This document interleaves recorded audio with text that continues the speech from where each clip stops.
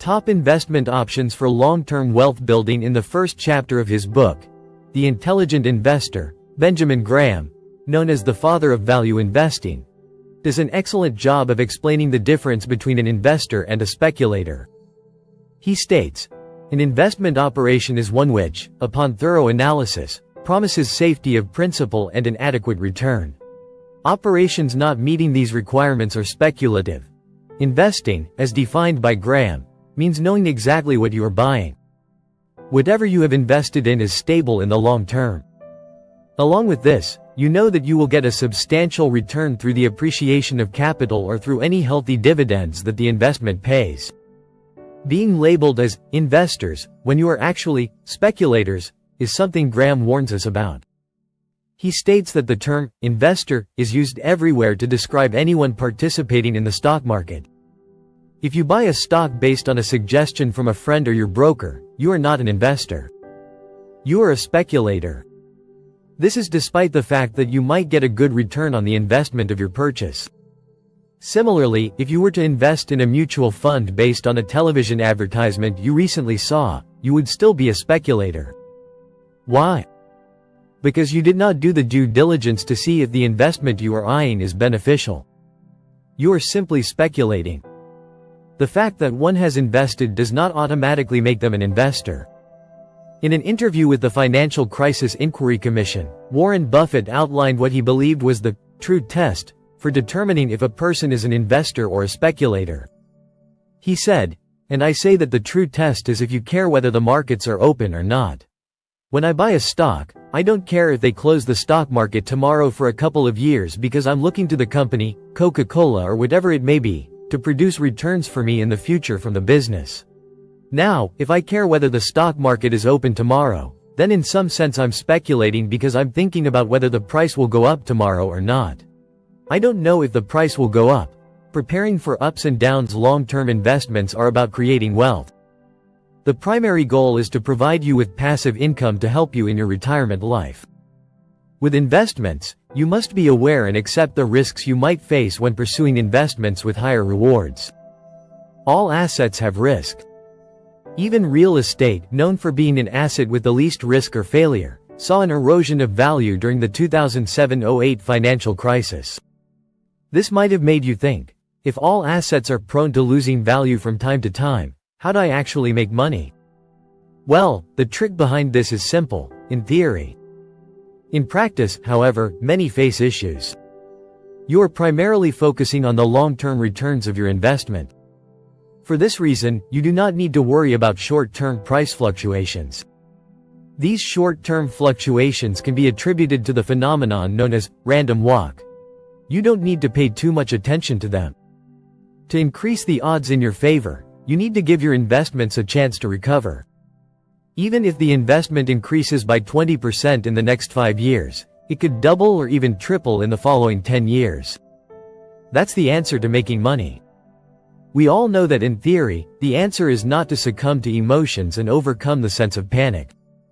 In practice, however, it can be a bit difficult. However, this is where you distinguish yourself. You need to think long-term.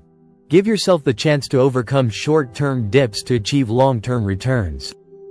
Now, let's take a look at investments. Types of investment stocks. In many ways, the stock market is seen as the primary mode for long-term investments. There are several advantages to owning a stock.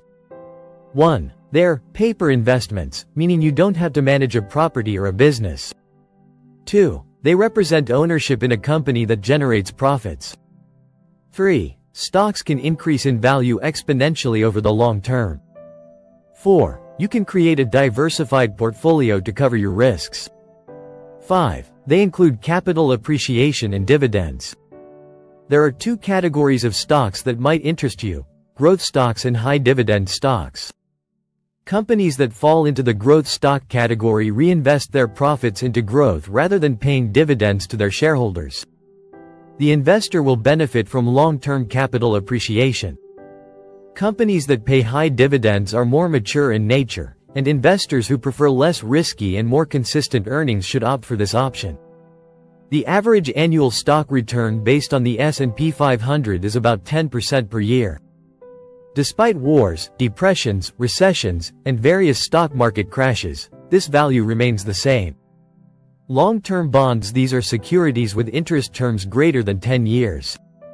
The main attraction of bonds is usually the interest rate. Because they are longer in nature compared to short-term instruments like treasury bills or repos, they pay a higher yield. The average long-term yield over the last decade or so has ranged between 6% and 8%. Mutual funds. The advantage of a mutual fund is that you hire professional managers to manage your funds, and you don't have to worry about them. A fund manager can choose from 20 to 30 companies to invest your funds in a pool. This also applies to the investments of other people.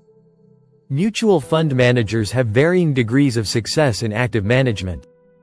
In fact, most do not outperform the market. Only about 22% of mutual funds outperform over a 5-year period. Art is one of the oldest investments on this list, and its value becomes evident when we compare it with those key points from the beginning of the video. First, knowing what you are buying.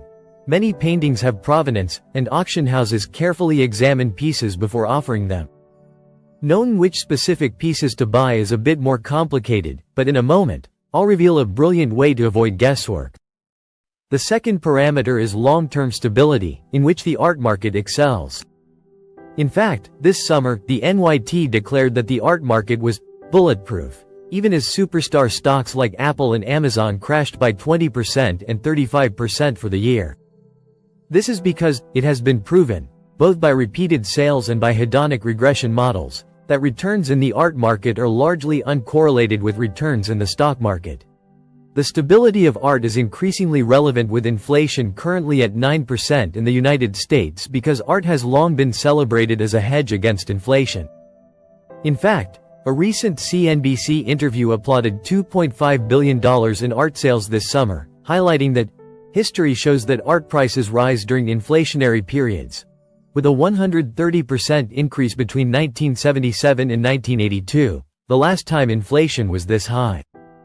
And the last point, returns. Artworks can increase in value by hundreds or thousands of percent, and contemporary art has even outperformed the S&P 500 index over the last 26 years, more than doubling. Not only that, but a select group of art investors has seen net returns of over 25% for the last 4 years straight, because they invested in art with Masterworks. It's the first platform for buying and selling shares of multi-million-dollar paintings by legends like Picasso and Banksy. So, you can get art in your portfolio without spending millions. Remember when I said how difficult it is for most people to choose the right art? Masterworks has a proprietary dataset on the art world, so extensive that companies like Citi ask them to collaborate on global art market reports. They select less than 3% of the thousands of paintings that are offered and put them on their platform for investors. And now you can be one of those investors, getting priority access to Masterworks simply by clicking the link in the description. ETFs are similar to what mutual funds do. They represent a portfolio of stocks, bonds, or other investments. However, unlike mutual funds, ETFs are passively managed and invest in an underlying index. This is why the management costs of ETFs are significantly lower than mutual funds that employ an entire team of expert wealth managers to manage the funds. With this in mind, if you are looking to faithfully replicate the performance of a benchmark, such as an index, and want to keep management costs to a minimum, ETFs are a good choice for you. Real estate provides income from two main sources. 1. Rental income. 2. Capital appreciation. Until 2007-08, it was believed that real estate was one of those investments that rarely lost its value. However, the financial crisis proved us all wrong. But, having said that, even the real estate sector will recover in the long term, and investors with a long-term perspective will enjoy profitable returns. Tax-protected retirement plans. Roth IRAs deserve special mention here. This is because they offer tax-free income in retirement. Yes, you heard right. Tax-free and not just tax-deferred. With an IRA, all withdrawals you make are tax-free as long as you have been in the plan for at least 5 years and start receiving distributions at age 59 and a half or older. The compounding effect of these tax savings can exponentially increase long-term returns for an investor. Robo Advisors. Many amateur or beginner investors might choose to invest here. The reason is that Robo Advisors manage all the investments for you. All you have to do is periodically fund your account, and the platform will take care of the rest, including managing your portfolio, making new investments, reinvesting dividends, and rebalancing if necessary.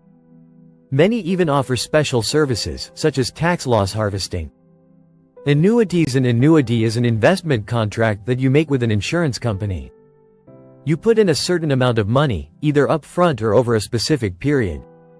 In return, the insurance company will provide you with a specific sum of income. This term can be for a fixed number of years or for life. Final considerations on long-term investments. It is always better to have a diversified portfolio that includes a share in stocks, bonds, real estate, mutual funds, or alternative investments.